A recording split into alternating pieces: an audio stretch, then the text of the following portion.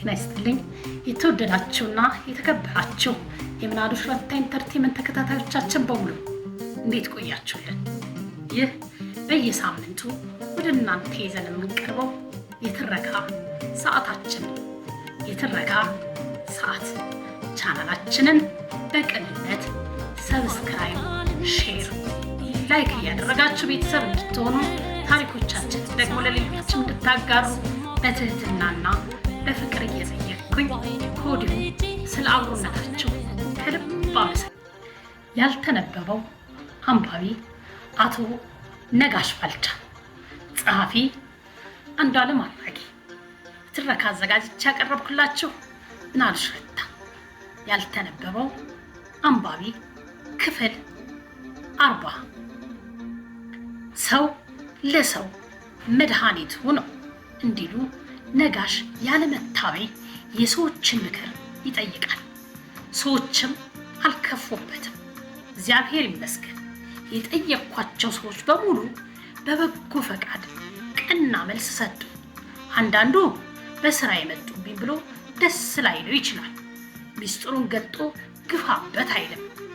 እኔ ያማከርኳቸው ሰዎች ግን ቀና ሰዎች በመሆናቸው ሁሉን ነገር በግላጭ ነገሩ።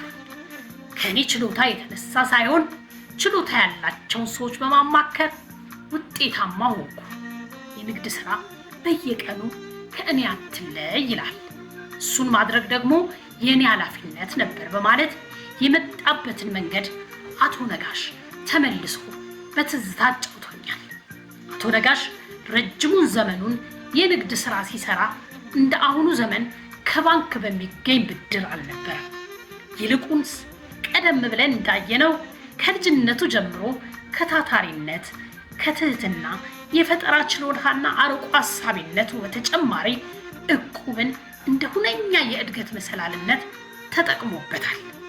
ደርግ ወድቆ ኢህአዴግ ስልጣን ሲይዝ ግን የኢኮኖሚው ስርዓት ስሪት ላይ ለውጥ ስለነበረ ከእቁብ ባሻገር የባንክ ብድርም ተመቻችቶ ነበር። በደርግ ጊዜ የባንክ ብድር ቢኖርም ያን ያህል አልነበረም። ነጋሽ የመገናኛውን ፈርጥ ቤተልሔም ኬክ ቤትን ከያዘ በኋላ ከባንክ ጋር የተጠናከረ ቁርኝት ፈጠረ። በመጀመሪያ ከባንክ የጠየቀው 1 ሚሊዮን ብር ሲፈቀድለት ከፍተኛ ደስታ ተሰማው። ሌሊቱን በሙሉ እንቅልፍ ከዓይኑ ራቀ። ምንድን ነው የማደርገው? ምንስ ነው የሚሰራበት? እንዴት አድርጌ ነው የምሰራበት? እያለ በጭንቀት ተዋጠ። በአንድ ጊዜ 1 ሚሊዮን ብር ይፈቅዱልኛል ብሎ አላሰበም። ደረጃ በደረጃ እንጂ። የቤተልሔም ኬክ ቤት እንቅስቃሴን ያየው ንግድ ባንክ ግን እንደ ቀልድ የተጠየቀውን የገንዘብ መጠን ለመፍቀድ አይኑን አላሸም። ለማንኛውም ሁሉም ነገር ይወለዳል፣ ሁሉም ነገር ይሞታል። እያንዳንዱ ሞት ለብዙዎች ታላላቆች ትንሣኤ ምክንያት ይሆናል። የቤተልሔም ኬክ ቤት ፍጻሜም እንዲሁ ነው። 2003 ዓመተ ምህረት በኋላ ቤተልሔም ኬክ ቤት በታሪክ ተመዝግቦ ሲያልፍ ለመዲናዋ አዲስ አበባ በተለይም ደግሞ ለመገናኛ አካባቢ ሞገስ የሆነ ባለ 7ኛ ፎቅ ወርቃማ ህንፃ በአካባቢው ደማቅ ኮከብ ሆነ። የእኔና የአቶ ነጋሽ ትውውቅ የተመሰረተው በዚህ ወርቃማ ህንፃ ውስጥ ነው። ይህንን መጽሐፍ ለማዘጋጀትም አብዛኛውን ጊዜ የመከርነው 4ኛ ወለል ላይ በሚገኘው ቢሮ ነበር። ደጋግሜ አንድ ጥያቄ አንስቼለት ነበር። ለምን የቤተልሔም ንግድ በስምህ አልተካኸውም የሚል። ከቤተሰቦቼም አንዳንድ ጊዜ እንዲህ አይነት ጥያቄ ይነሳ ነበር።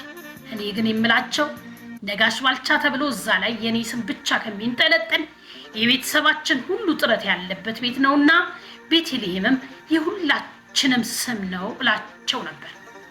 ሩቅ የሚዘልቅ ብራንድ ማቆየቱን እንጂ የእኔን ስም መተካቱ ምን ትርጉም ይሰጣል ብለህ ነው ሲል ጥያቄ በጥያቄ አጣጣለብኝ።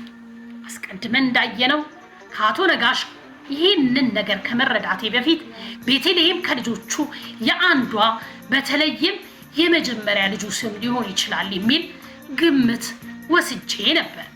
ነገሩ ፍየል ወዲህ ቅዝምዝም ወዲያ ሆነ። ነጋሽ ለሩቅ ዘመን የሚደርስ ብራንድና የቤተሰብ ሁሉ መጠሪያ ሆኖ የሚታሰብ ስም ያስባል። እኔ ደግሞ በአመዛኙ የተለመደው የስም አወጣጥ ይዤ እነጉዳለሁ። ከመጀመሪያውም ቤተልሔም የሚለውን ስም ሲያወጣ አስፍቶ ነው ያሰበው። እስከ ሕይወቱ ፍጻሜ እንዲሁ በትውልዶች ውስጥ የሚዘልቅ ድርጅት ጥሎ ማለፍ እንጂ የራሱን ስም መስቀል ህልሙ አልነበረም። እዚህ ሀገር ውስጥም ውጭ ሀገርም ትናንት ህፃናት የነበሩ የአሁን ትልልቅ ሰዎች ከቤተልሔም ልብስ እየተገዛልን ያደግ ነው ይሉኛል። በዚያም ወደር የሌለው ደስታ ይሰማኛል በማለት በቤተልሔም ውስጥ የማይነጥፍ እርካታ እንደሚሰማው ገልጾልኛል።